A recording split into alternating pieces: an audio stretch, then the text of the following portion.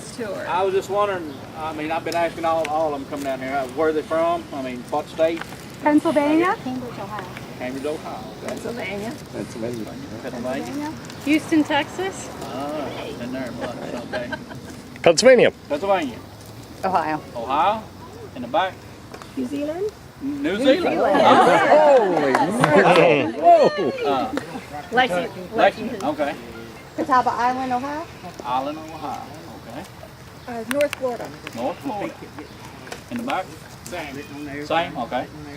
Tennessee. Tennessee, okay. Burlington, Vermont. Never been there. Next, Vermont, okay. Oh, Mississippi. Mississippi, okay.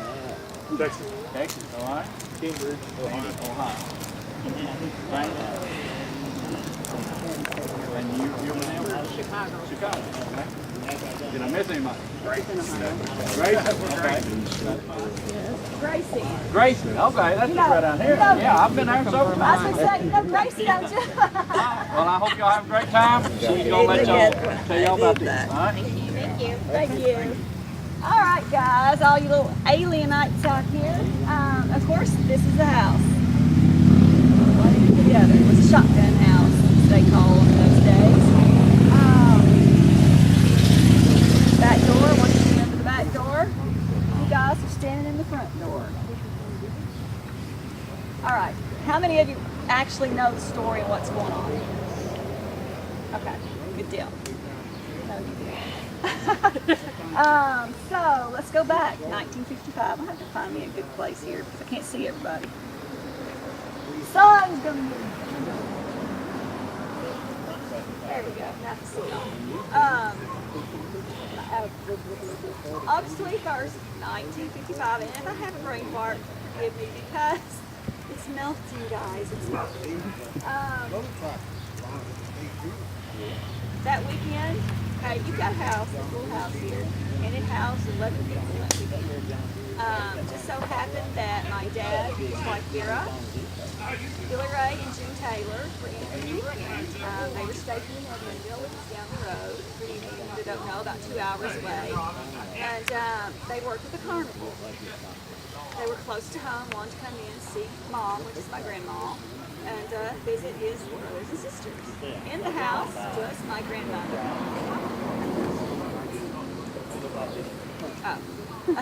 In the house was my grandmother. She was a widow at the time. 3 younger kids who were 12, 10, 7. Uncle JC, his wife Eileen, and Eileen's brother David. So total 11 people that weekend. And we get to Sunday night. Sunday night comes, of course. Dad and them are thinking that's going to be their last night before they have to go back to work. And my grandmother and the kids had been to church that night. They'd got home. The guys were in there playing cards. And they didn't have running water. So they had the well. So Billy Ray went out to get water from the well. So he went out this little back door here. As he was out there, he heard something. Looked behind him, and up going across the sky was an oval-shaped object, silver in color, with the color of the rainbows flowing behind him. Didn't know what it was. Scared him to death. Ran through the back door, screaming at everybody, "There's something out here!" I don't know what it is, but there's something here. Of course, Billy Ray, being Billy Ray, they thought he was out there just thinking of a little plan to scare the girls. Billy Ray's wife was like 18 or 19. And these were younger people in their early 20s. So that's the first thought. But he kept on. So my dad told him, "All right, take me out there, show me." So he went out to the well, he pointed to the sky, told him what he'd seen.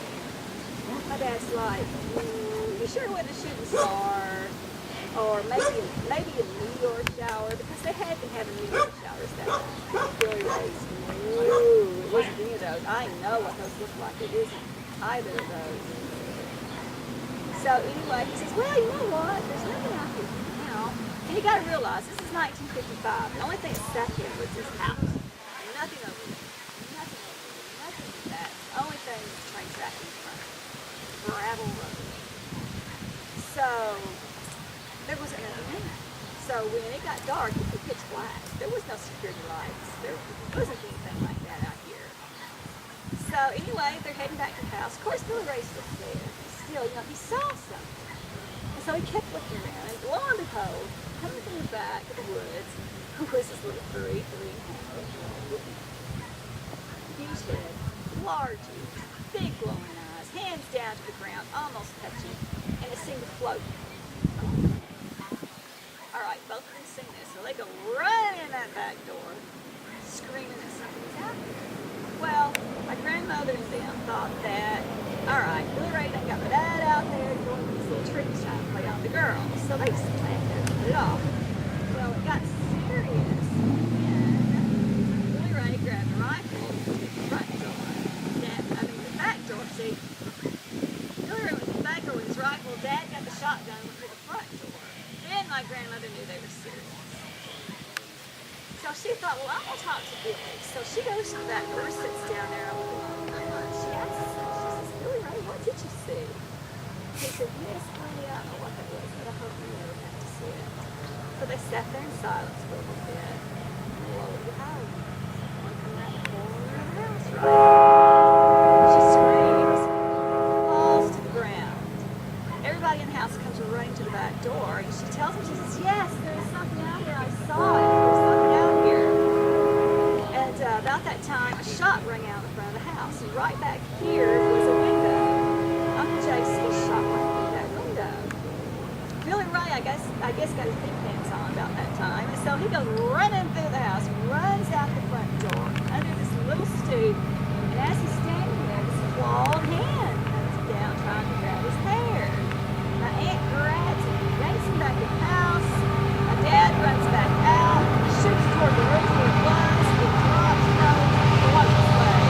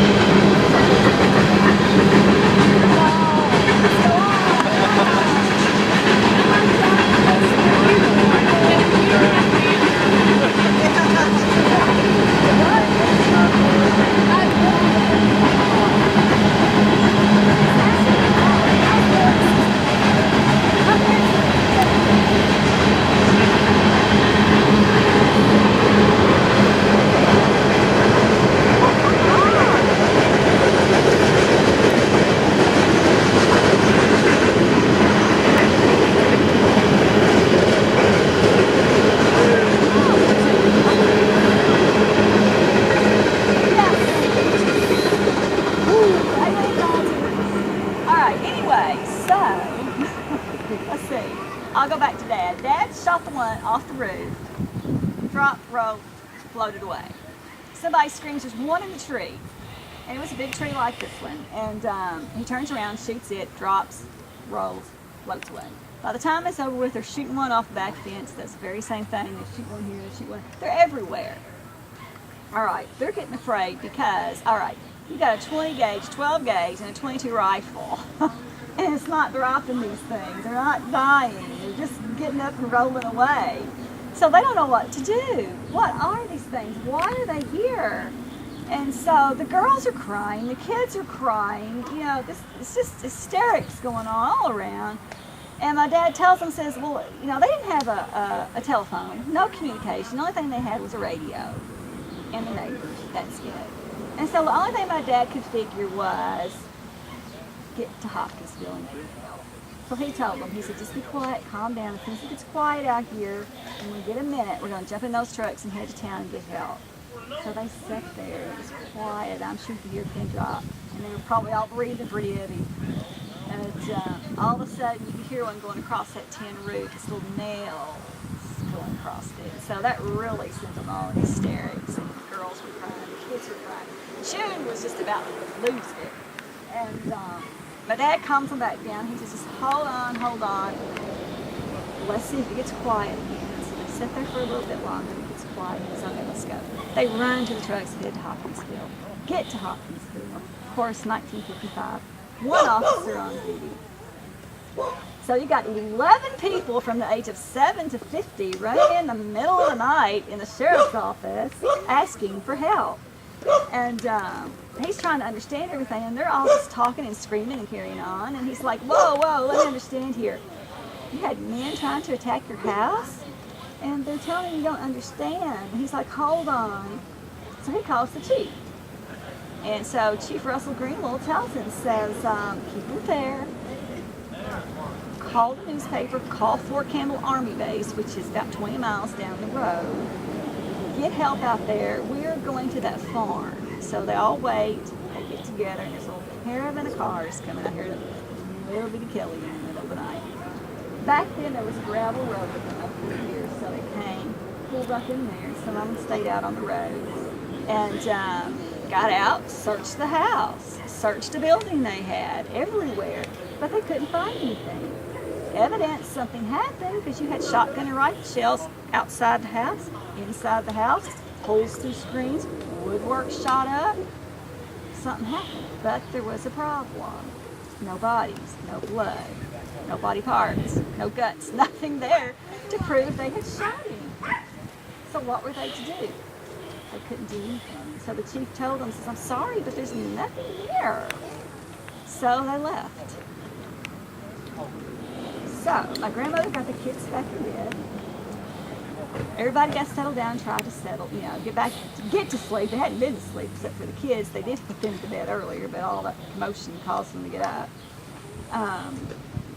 And they were mentally and physically just exhausted. My grandmother got to bed. My dad got beside her in the rocking chair with a shotgun across his lap. And so she was lying there, and she opened her eyes. And she swore she could see one peeking in the window again. She thought, well, her brain's messing with her, and so she opened her eyes a second time. It was still there.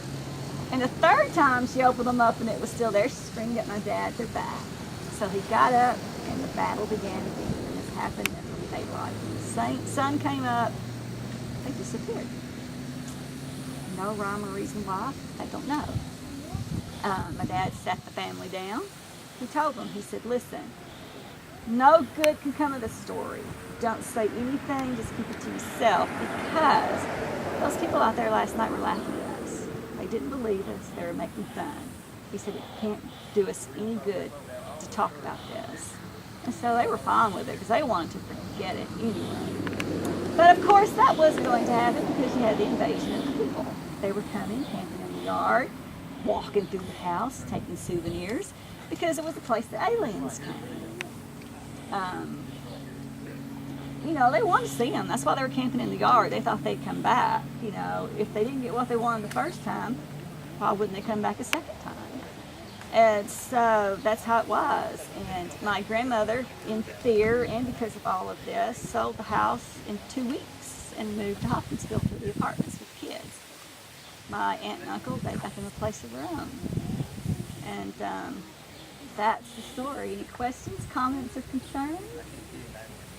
I had heard that when the cops and everybody came, they saw like green glowing substance. Is that true? That's true. It was actually on the back fence where they had shot that one off. They could see it when they were driving up. And they went out there to check it out, and as they walked up on it, it would disappear. The only way you could see it is from afar. You could see it from a distance, so they never understood that. I heard the official story was monkeys in suits. All right, I get this. I've got this in every one of these, so y'all will clear this up right now. Back then, in 1955, the shotgun and rifle shells you bought were the real thing. They're not like this fake crap you get now. You hit a monkey, a cat, or an owl with a 20-gauge shotgun, a 12-gauge shotgun, and a 22 rifle. They ain't gonna stand you. You get shot because you are. You're not gonna stand. So, if it were any of those things, do you think they would be laying on the ground? That wasn't my question. Oh, listen. My question was, is the official story monkeys in suits? They want to say that. The official story is, and the Project Blue Book is, that it was never substantiated either way. It was swept under the rug and forgotten about because they wanted to forget it. It was decided that, and I hate to say this, but this is the truth of what they decided. It was decided that this was a family of uneducated hillbillies and that it was just mass hysteria that night. It's something else. And so that's how they got rid of it. Did the military ever come out and search the backwoods for anything? Yes. Military came that morning, shoulder to shoulder, going back here hunting for something. There was stuff going overhead also. Yep, sure did. So that should tell you something. When it was all over, could they come to an agreement on what the aliens looked like? Yes. I mean, back then what they did was they took each of them to a room by themselves and asked them to describe what they had seen. And all the drawings came out the same. The stories never changed. I mean, they all told the very same thing. And because of that, because of my grandmother and who she was, you know, people in the community knew the family. She was very religious. Like I said, she had just been to church that night. And that was one thing they said too. She went to church, got the Holy Spirit, and it was mass hysteria. You know, it all went all around them in the house. You know, and they're all seeing the same thing. Well, that's a bunch of bull hockey, and we all know it because another thing from that night, there were lights seen from Fort Campbell all the way across. Well, Clarksville also, if you know anything about the area. Fort Campbell, the Army base, 20 miles down the road.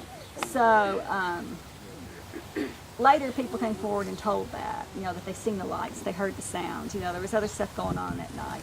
It's just that after the family got laughed at and ridiculed like they had, stuff was written up in the paper, people just kind of stayed back away from it for a while, but they came out later and was telling, you know, yes, I seen stuff that night. And people today will come forward now that it's out and the story is, you know, getting more coverage and stuff. People are finally thinking, well, you know, maybe I shouldn't be afraid to say something now.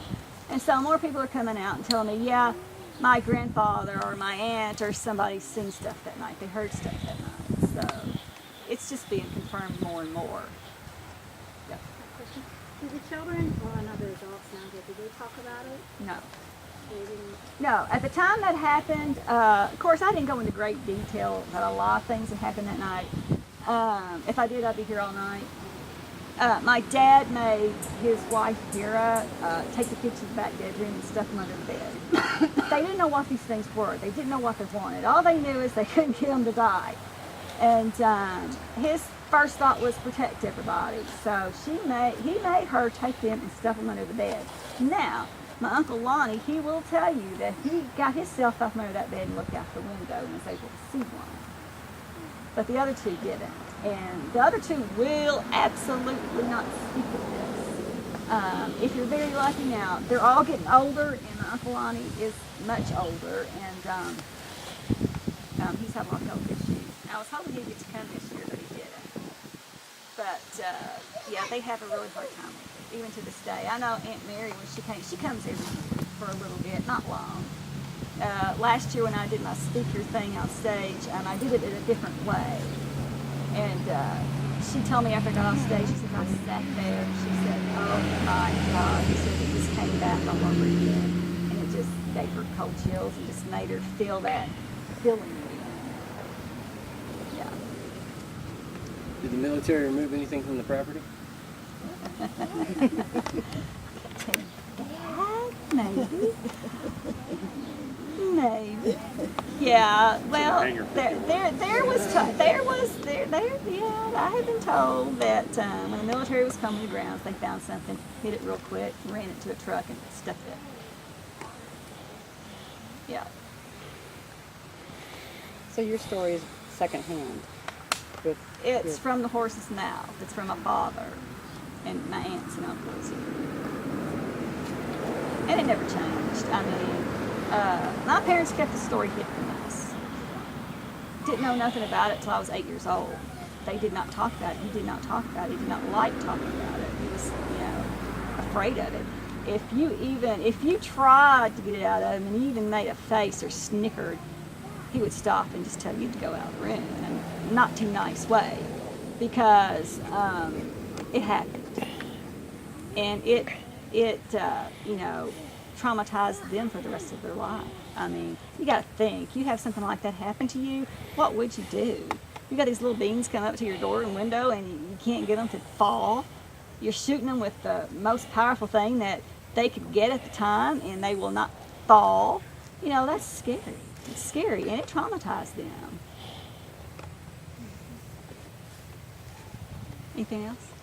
What was the landscape like? Was it more overgrown towards the back?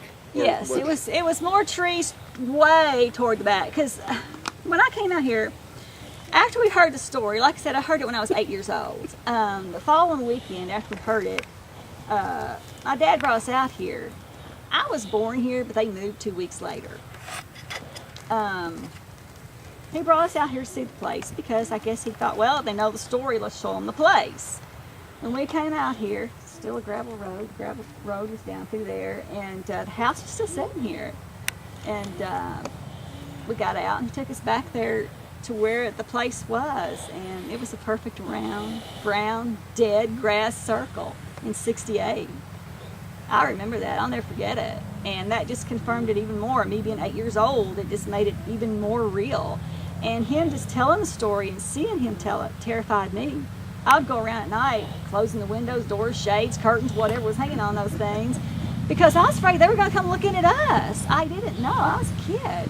So I can't imagine being there and actually seeing all of it, hearing all of it, because these kids were hearing the shotguns and the rifles going off. They were hearing the screaming and the hollering. They were there when the crying and the stuff was going on, and it was terrifying. And you don't take a family in the middle of the night and go 8 miles down the road to the sheriff's office for help. You just don't do that.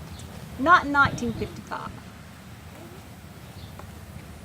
Anything else? Did the creatures ever make any noises? No. They never made a noise. Is there ever any theory that you've ever thought of, since they were floating, they weren't killed, they didn't make noise, that maybe it was some sort of a machine and not a creature? That has been thrown at me, yes. Yep, it has. But you gotta think about that also. Because if it were some kind of machine, or anybody out here in these woods trying to play a trick, because it was a wooded area. I mean, it was heavily wooded around here. So if they were out here trying to do that, the way they were shooting, they got hit. And they probably would have been so afraid when the shooting started, they probably would have ran and left their stuff. And so when they were out here searching, they probably, whoever it was, probably would have had time to take their stuff and leave. But I don't mean as in a hoax, I mean as in some sort of alien machine. Oh, you mean alien wise? Some sort of, extra dimensional. Nobody's ever brought that up. Not like it was a hoax of somebody, because back in the 50s, I don't think anybody would have really had that technology to create that. Well, now you gotta think. But if it's something that's extra dimensional, that's not actually existing in a three-dimensional realm, then nobody has ever brought that one up. That's pretty good. You gotta think, we had Fort Campbell down the road. They were it could be something stranger than it's an actual goblin creature. It could be even stranger than that. Well, that's true. I don't know. I've always said that, be it may, something happened that night. Whether it be paranormal, whether it be extraterrestrial, we really don't know. It's not been disproven. And that's what's so great about this story. You can't disprove something that 11 people saw. Yeah. And very adamant about what they saw. So, I don't know. I've had people, ask me, do you think it was something paranormal? I don't know. They didn't die. The thing is, with the lights and everything that were being seen that night, at first they did call them goblins because my grandmother was that religious person that they thought that it was something the devil had brought forward. They actually did it. So they were called goblins. With all the lights and everything that came about that night after the fact, they, labeled them as extraterrestrial. Plus, the army and everything, military being here, doing what they were doing, hey, extraterrestrial. So, it's a crazy story. Anybody else? So you tell the story then to your nieces and nephews, and Oh, no. oh, they decide to look into it themselves, huh? Yeah, they can wait. If they want it, they know this exists. If they want any more knowledge of it, they can come to me and ask, or they can read the book, or whatever they want to do. I'm not going to force it on them, but, it's something that you've got to take, a little at a time, I believe, especially when you're related to it. It's like I've told a lot of people, I have a big family. And I get asked, why are you the one doing it? Well, nobody else is going to do it. I mean, the story needs to go on. It's too great of a story. It's part of our history. And now it's helping this little park down here. Every cent they make on this festival goes to that park up there because they want to do so much. And when they came to me to ask me if I would do this, I'm like, great, do it. I said, get something off this story. It's a part of Kelly. So that's when I really started getting involved in it more. And so now it is. I mean, it's a thing we do every year. This is the 7th year. And look at this park. It's growing. And that's the reason I done it. I know all of it was going to the park. A lot of people think I'm doing it to charge for y'all. Every dime goes to the park. So when was the house? Tore down. He thinks about 77, 78. Because see, he was born here. I was born in 59. Me and my brother, my dad tore it down about 77, 78, something like that. So you were born in this house then? I was born in hospital, Jenny Shore Hospital, but yeah, this was home place for me. For the home place, I was brought okay. right back here in 59. Anybody else? Odd question. Were they wearing anything? Not that they could tell. They were gray. Of course, they're called green men, but they always said they were gunmetal gray. Solid. They really couldn't tell if they were wearing anything or not. So, it's kind of one of those things, well, we don't know. They just were just a solid piece of something. So, when they hit them, it sounded like hitting a bucket or something. So, they were hitting them. I mean, you've got these guys here with, like I said, the ammunition they had. Country boys that could shoot a rabbit running a squirrel out of a tree, so they were hitting these things. And they could hear them when they hit them. Anybody else? Are there caves on this property? I really don't know. Is there caves back here? There are small ones, but like underground streams, basically. Okay. Like I said, when I growed up, we walked the woods, walked everything. Sure. There is a stream down here that is a hole where you can get back in, and people have went in there and got the arrowheads and stuff like that out of it. But nothing But back in here, no, not that I know of any caves. Back years ago, there was a steel back there. Yeah. Moonshine steel. We seen evidence of that when I was growing up. That's cool. But I do. I appreciate her and her family because the state police. Now, the county, I believe you could buy them off. I believe you can buy anybody off.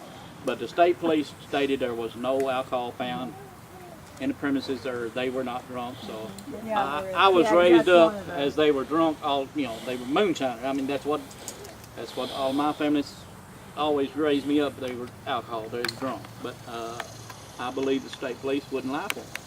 Yeah.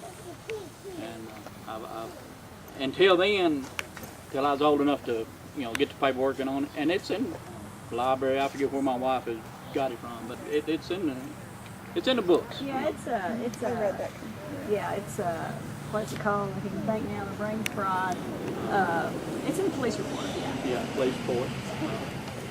And state police. I mean, And you gotta think county, too. back in you could buy, you know, Right. you want a gallon of moonshine, we'll discuss this way. But the state, I don't think the state was that way. No. And my And grandmother, being the that religious seems person she wasn't going to allow that in the house anyway. I mean, she wouldn't tell a lie if you're going to cut her arm off. And she wouldn't let them cuss around these kids. So, you know, she wasn't going to let alcohol be around them. So, yeah. But yeah, they searched the property. There wasn't nothing there. Not knocking our county police. I mean, they do a great job. I don't want to come down there and find my steel in the backyard. So did you say that you were born here or born at the apartment? I was born in Kelly. Okay. Yeah. See, my parents weren't even together yet. They were with their first spouses. So it was years later before they were together. I'm afraid we're going to have to go. Y'all Okay. got one more question, maybe? Thank you very much. Thank y'all for coming. Hope y'all feel y'all got some money. Yeah, thank you very much. Y'all have a good evening. Thanks a lot. He said they're not going to. Thank you.